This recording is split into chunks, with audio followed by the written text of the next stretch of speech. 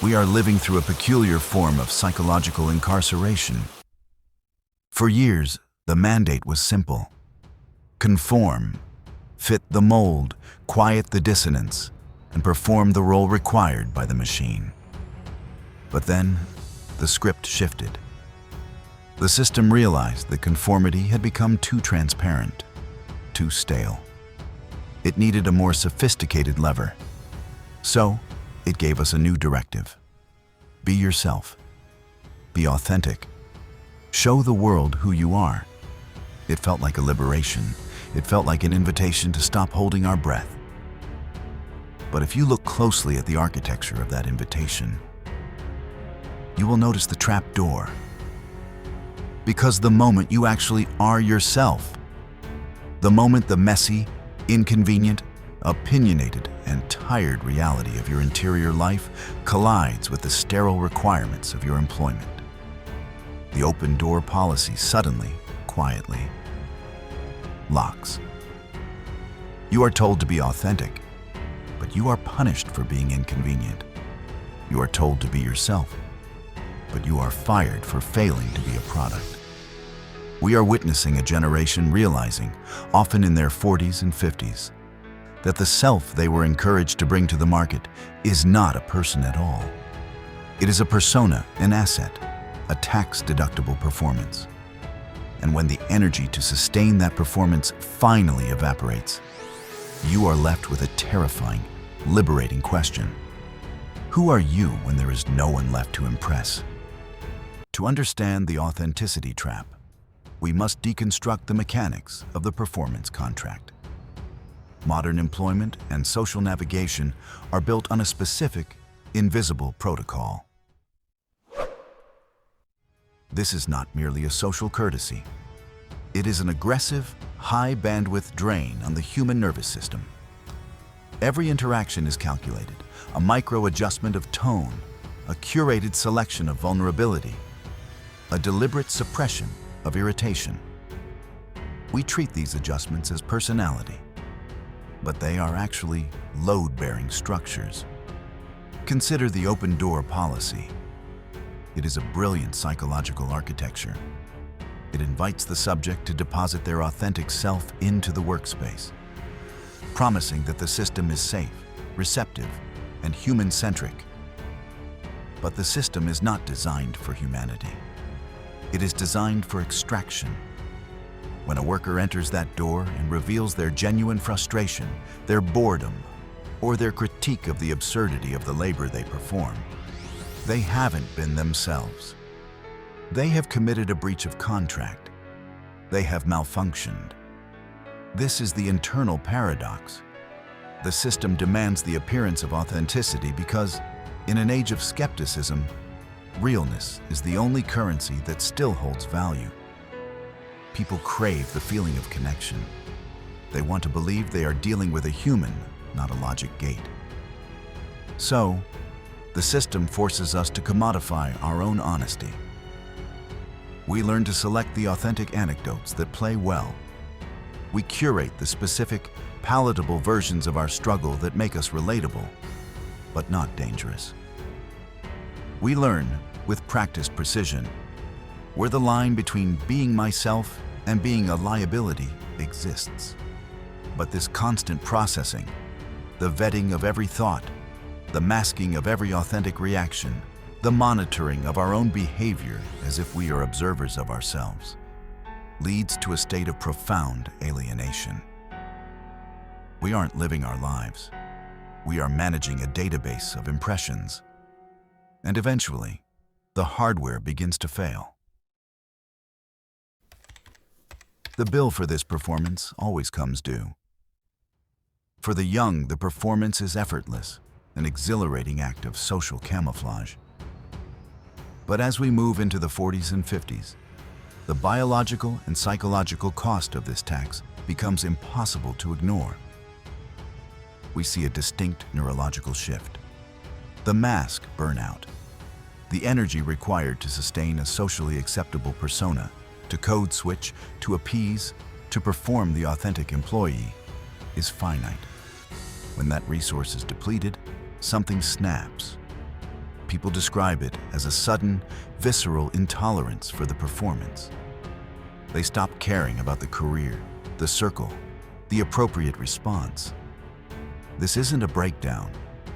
It is a forced migration back to the self. But for those who have spent decades masking, the self has become a stranger. They look into the mirror and struggle to distinguish their own desires from the expectations they have spent their lives fulfilling. They feel a profound, haunting sense of homelessness, an ontological displacement. They love the world, they understand the game, but they no longer feel they belong to the society they have spent their lives serving. The social consequences are severe. Because the performance contract has been voided, the subject is suddenly categorized as unemployable, difficult, or unbalanced. The small circle of friends they once curated shrinks to near zero because they no longer possess the emotional energy to maintain the transactional nature of modern friendship. They are left with a terrifying clarity.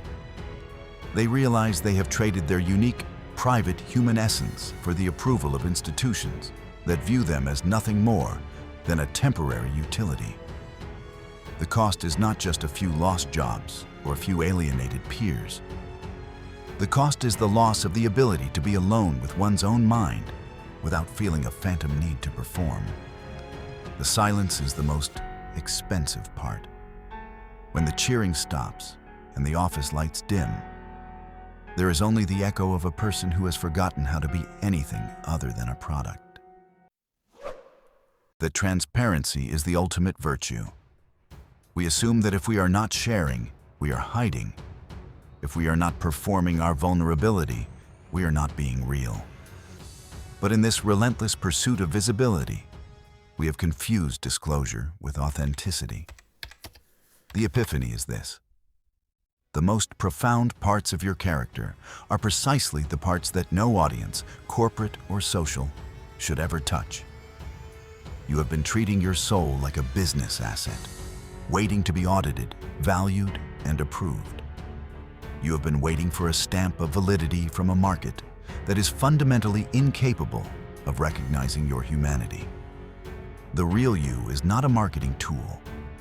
It is not an anecdote for a social media post, nor is it a strategic vulnerability to be traded for rapport in a meeting.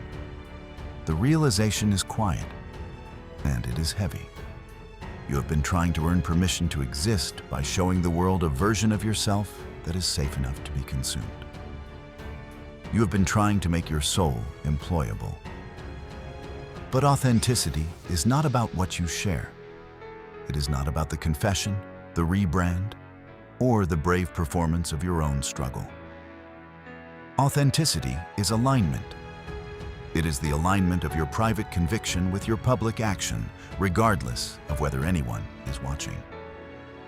A person can reveal every detail of their life and still be a hollow, performative shell. Conversely, a person can reveal almost nothing, live in total obscurity, and be the most authentic being in the room. The issue was never that they didn't understand you.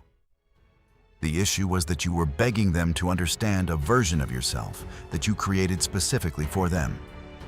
If you are still watching at this point, I want to pause and thank you. Seriously. In a world full of cheap distractions, you've chosen to stay focused on your growth. Congratulations on undertaking this journey. The mental shift and transformation you're working toward right now is rare. I'd love to hear your thoughts so far. Drop a comment below and share your own experience or the biggest realization you've had today. Let's build each other. The tax has been paid. The performance is over. Reclamation does not require a grand gesture, a new career, or a public announcement of your true self.